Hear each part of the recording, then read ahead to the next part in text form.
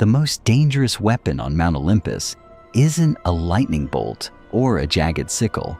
It's a delicate, shimmering band of embroidered silk that smells of sea salt and crushed roses.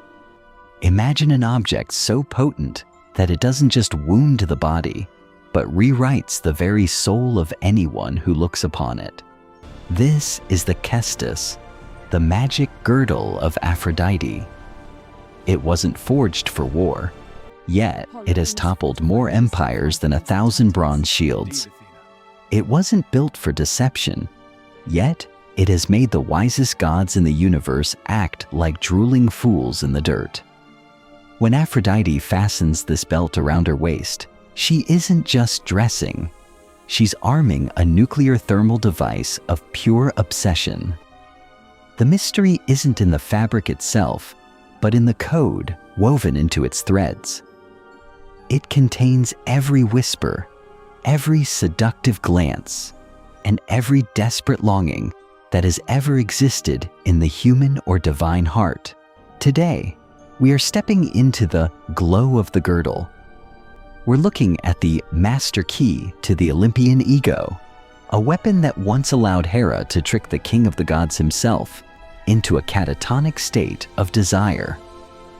This is the story of the unstoppable charm, the day the goddess of love proved that if you control the heart, you don't need a sword.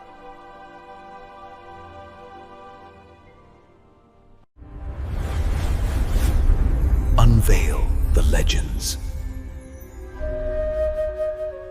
The architecture of the Cestus is a mystery of divine craftsmanship.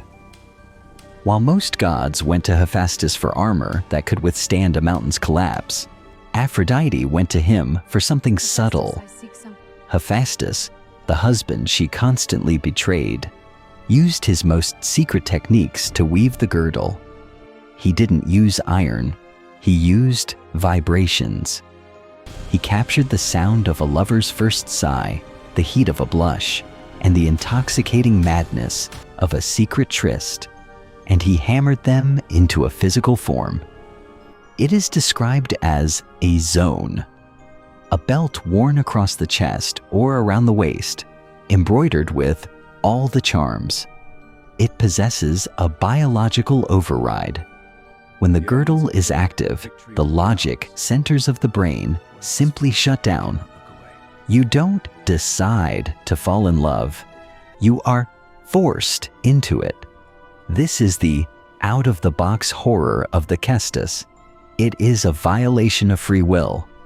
Even Zeus, with his thunderbolts that can shatter the earth, becomes a helpless puppet when the girdle is in the room. Hephaestus built the ultimate leash for his wife, perhaps hoping it would bring her back to him, but instead, he gave her the power to enslave the entire pantheon. The most famous heist of the girdle occurred during the height of the Trojan War. The Greeks were losing, and Hera, the queen of heaven, was desperate to help them. But Zeus had forbidden the gods from interfering. Hera realized that the only way to save her favorites was to remove Zeus from the equation, not by killing him, but by distracting him. She went to Aphrodite, her rival, and played a game of masks. She lied, saying she needed the girdle to reconcile an old argument between the titans Oceanus and Tethys. Aphrodite, perhaps sensing a chance to cause chaos, unbuckled the cestus and handed it over. The moment Hera put it on, her aura changed. She didn't just look like a queen, she looked like the only thing that ever mattered. When she approached Zeus on the peaks of Mount Ida, the king of the gods, who had seen 1 billion years of cosmic history, completely forgot about the war, the Greeks, and his own decrees. The girdle acted like a divine virus, crashing his system. He was so overwhelmed by the magic of the belt that he fell into a deep, supernatural sleep. allowing the tide of the war to turn in his absence. This is the true power of the girdle. It can blind the eye of the universe. But the mystery of the Cestus has a dark side. Because it is a weapon of pure desire, it doesn't care about consequences. It creates a love that is hollow, a phantom passion that vanishes the moment the belt is removed. It is a drug in fabric form. There are stories of mortals who managed to catch a glimpse of the girdle and spent the rest of their lives wandering the hills in a trance, unable to eat or sleep, their minds forever trapped in the glow. Think about the psychology of such a tool. If you had an object that could make anyone, literally anyone, love you, would you ever know if someone loved the real you? For Aphrodite, the Cestus is both her throne and her mirror. She is the only being who can wear it without being consumed by it, because she is the source. To everyone else, it is a beautiful poison. It turns heroes into stalkers and queens into beggars. It is the ultimate equalizer on Olympus, ensuring that no matter how much lightning Zeus has, he is always just one heartbeat away from being a slave to his wife's accessory. Where is the girdle now? In the later years of the myths, the Cestus begins to disappear from the narratives.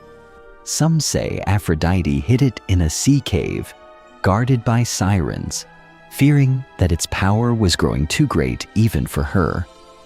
Others believe it was fragmented, that pieces of its embroidery were scattered into the world, becoming the charms and talismans that humans use to this day to attract love. The shadow mystery suggests that the girdle wasn't just a belt, but a relic of the Titan era. Like Aphrodite herself, it predates the Olympians. It is a remnant of the primordial urge that drove the universe to create itself out of the void.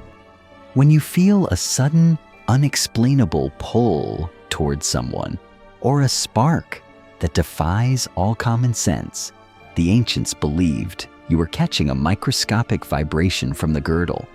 It is the ghost in the machine of human attraction. It is the invisible string that ties the sword hand to the rose petal. As the sun sets and the stars begin to twinkle like the diamonds on Aphrodite's waist, the power remains.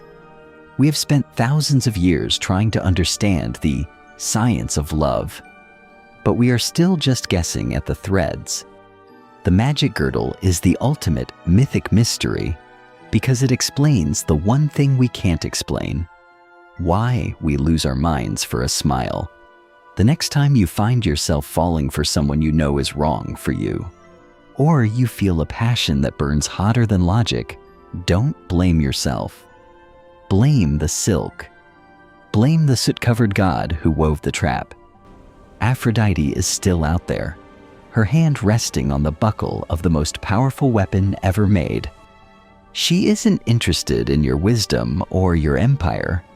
She only wants your heart, and she has the key to unlock it whenever she chooses. The girdle is fastened, the trap is set, and the world is just one desire away from falling apart.